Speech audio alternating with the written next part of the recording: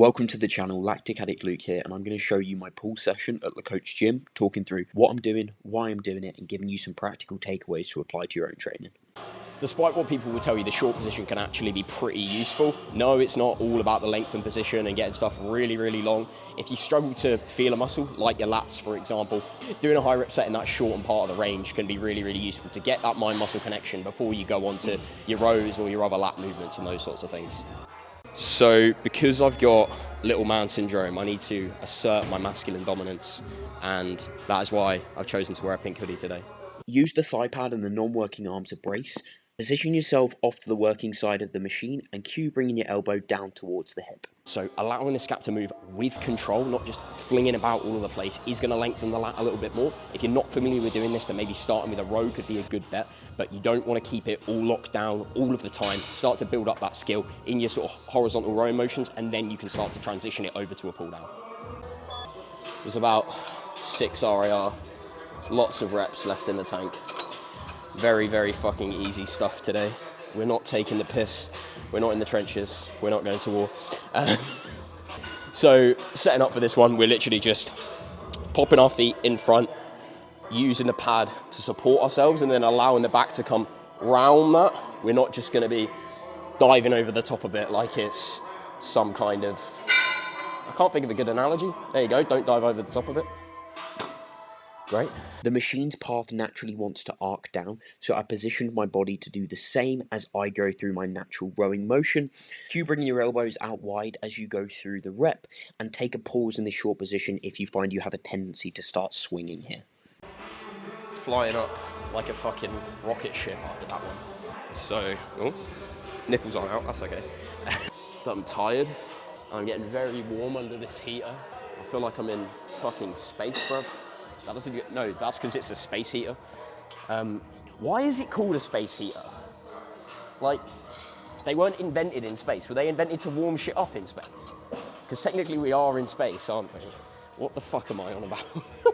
It's like space blankets, isn't it? Because maybe they were invented for space because they've got the fucking, what's it called? I don't know.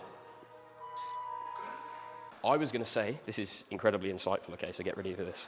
If you want to target your upper back with pronated wide grip pull downs, you need to make sure that you're actually positioning yourself in a way to do that. So if I'm like dead upright here, it's not really going to do that much. You want a bit of a lean back as you're in the seat, obviously nice and stable with your foot. Use straps, don't lose your grip, or you'll stay fucking small. Performing this later on in the session means that I don't have to use as much total load, so it's easier to stabilize, and I can just allow that scapula to move around my upper back and thinking about getting my elbows nice and wide. My nipple isn't out for once, so that's good. Like and subscribe to the channel if you're enjoying the video so far, because I've got plenty more stuff like this in the pipeline, and comment any questions below. Do you need to use cups? No, absolutely not. Do I quite like using them? Yes, I do. They're nice. They allow me to get a better connection to the muscle, especially with pec flies and those sorts of things. I don't feel my bicep tendon, which is quite a nice experience. The bros will tell you, oh, you can't use cups. Why? I'm yet to hear a coherent argument outside of they're a new thing. I'm sure whoever invented barbells got pushed back because these stones are perfectly fine. Why don't we just use these stones? Bit weird, bit weird.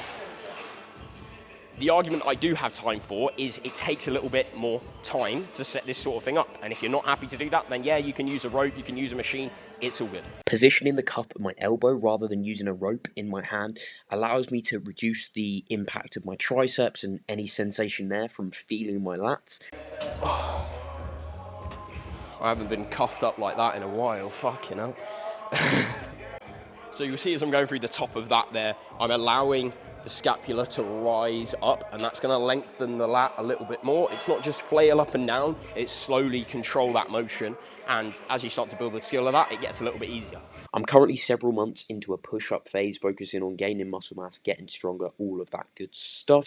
Condition is holding nicely, as I like to keep that rate of gain fairly slow, because otherwise I tend to find that my appetite checks out quite quickly, and that is a great way to kill your progress, not being able to eat, recover, or train well. Quick round in the gym to check out the pull pump, because it's one of my favourites. Let me know yours in the comments. Posing in the gym is very cool. If you don't pose in the gym, you have no muscle tissue, okay? So if you're really short on time and you need to get your steps in and you also need to train your arms, what you do is just do this as you're walking towards the rack. Oh, fuck. Always put your weights back. That is correct. If you don't put your weights back, you are a disgusting human being. First bicep exercise is very short and focused as we're fresh and strong here. I'm supinating as I go through these curls with the dumbbells to fully shorten the bicep as they are also a supinator. Aim to control the eccentric here and lock out between the reps to make sure things are nice and standardized. As you're starting to get closer to failure, it's all right to allow that elbow to come forward a little bit and just reduce the challenge to the bicep, because you're starting to fatigue, and bicep curls with dumbbells, because gravity just wants to go straight down, tend to get pretty hard up here. So allow that to come forward. A little bit of cheating's okay, don't take the piss. Another thing that I always find interesting in the gym is when we get an intra-workout yazoo. That's always great. I don't know who left that there, but it'd be nice. If you're interested in online coaching, just send me a message on Instagram. I also have some free ebooks available on improving weak body parts, cutting and bulking. Aim to hold your upper arm position stable as you go through the rep. If you find this is too challenging, then you can lower the cable height. That's absolutely fine. Because you're doing a stand-away cable curl doesn't make it a lengthened exercise, okay? If we've got the cable all the way down here, there is minimal tension on my bicep in this position. We want to have the cable height a little bit below hand height, and it's actually going to be challenging in that lengthened position. A cue that I like for these is breaking at the elbow first and almost thinking about taking it backwards and then curling upwards, sweeping your hand out and away from you. You also want to make sure that you've got your upper arm a little bit behind the body, not like this, like a lunatic, just a little bit what range you have available without that shoulder dumping forward. I've realised why everyone thinks you're a little bit of a twat if you walk around the gym with a fucking cameraman, because I'm just like looking and it's like, yeah, did you know that I am actually an influencer? I'm influencing people and shit, and we're going to do some bicep curls and it's going to be fucking great. If you've already liked and subscribed, you're an absolute legend. If not, you can make it up to me. Just share this on your Instagram, tag me, Lactic Addict Luke, for coaching, free ebooks, or just answering any questions you've got on this.